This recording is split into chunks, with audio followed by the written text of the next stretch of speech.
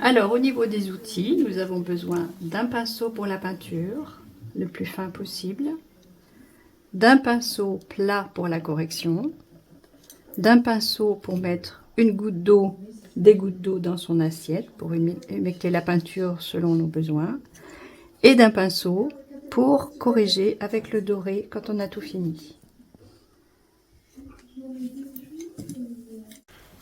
Alors, sur cette satsa, nous avons 7 stupas et une cloche.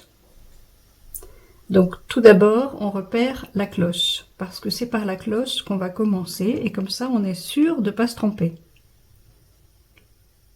Voilà la cloche. Donc cette cloche, on va la peindre en bleu. Et une fois qu'on a peint la cloche en bleu, on va peindre un stupa sur 2. On aura 4 bleus. D'accord, je vais montrer en même temps le petit diagramme. Voilà le résultat. Et voilà la cloche.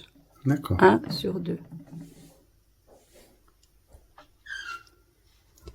Quand on a terminé de peindre les 4 bleus, le plus simple pour ne pas se tromper, c'est de peindre à gauche de la cloche en vert, à droite de la cloche en rouge.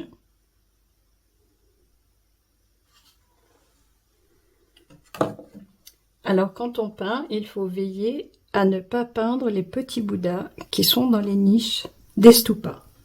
Dans les 7 stupas, nous avons une petite niche avec un bouddha qui fait à peu près 1 mm. Donc on barbouille pas le bouddha, le pauvre. Il y a un sculpteur qui a pris soin de faire ça. Donc on laisse le bouddha doré. Quand on déborde un petit peu, c'est important de corriger tout de suite sur le bord avec notre pinceau plat, parce que la peinture sèche très très vite.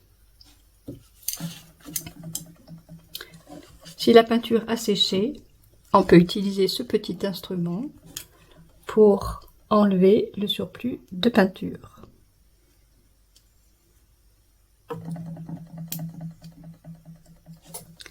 Alors, quand on peint les stupas, il faut veiller à ne pas déborder. Et le conseil, c'est de ne pas aller tout à fait jusqu'au bout. On garde un petit millimètre ou un demi-millimètre au bord.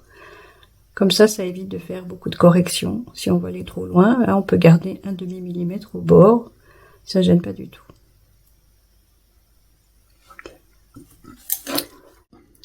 Alors, pour ce qui est de la peinture, c'est une peinture acrylique qui sèche très très vite.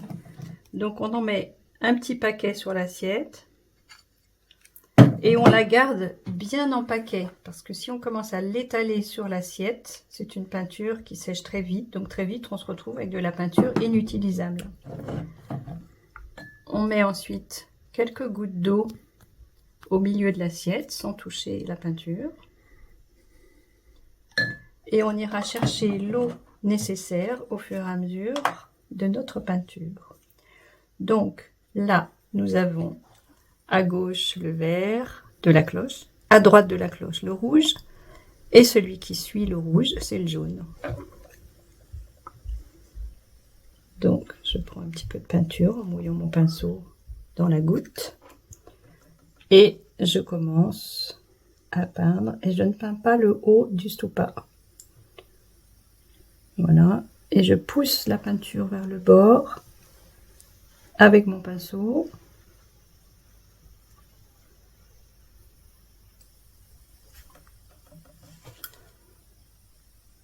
Je laisse le petit drapeau en haut du stupa doré.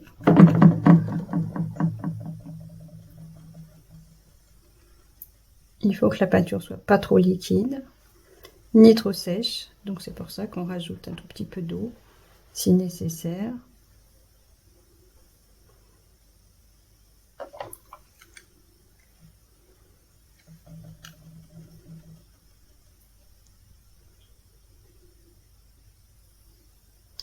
Et c'est important d'avoir un bon pinceau, bien sûr. Ça, c'est indispensable. Voilà, on laisse le petit Bouddha doré au milieu de la petite niche. Et devant, on peint cette petite partie, la petite marche du stupa.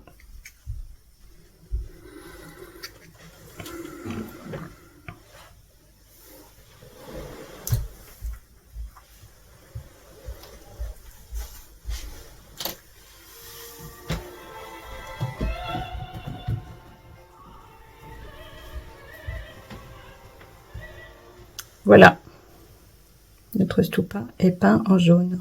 Alors, quand on a fini toute sa série, que tout est peint, on va vérifier chacun des tsatsas qu'on a fait. Donc pour ça, on prend le pinceau du doré, une eau propre pour le doré. On va humecter son pinceau. Et puis, on va prendre un petit peu de doré et vérifier tous les endroits qui auraient besoin d'être corrigés pour vraiment bien finir son tsatsa. Et puis parfois, ça manque un peu de doré là dans les creux du tsatsa. C'est un petit peu blanc, donc on va rajouter une petite pointe de doré dans ces endroits.